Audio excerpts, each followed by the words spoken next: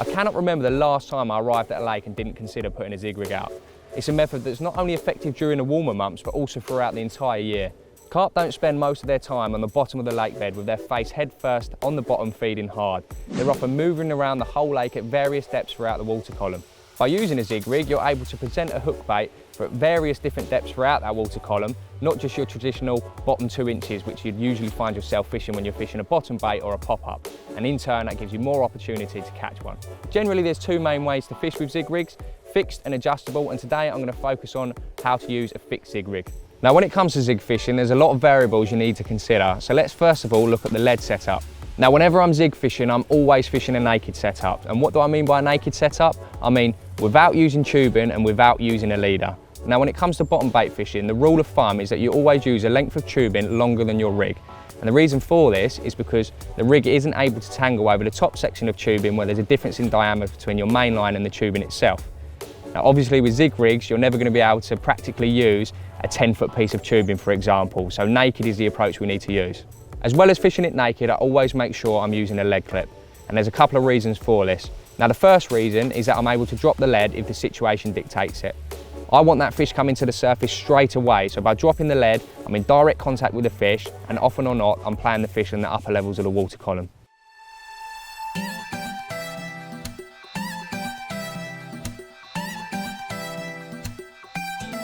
So now I'm going to talk you through exactly how I tie the hook link section of my zig rig.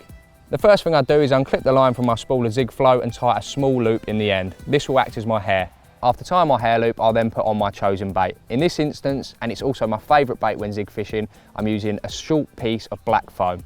I'll thread the piece of foam onto a boiling needle and then secure it in place on the hair with a bait stop. I then measure out my hook length using my tackle box. And for example, if I wanted to use a 6-foot zig, I'd often measure 7 foot of hook length, which gives me enough material to work with when tying the rest of the rig. I then take my pinpoint floater claw and attach it knotless knot style.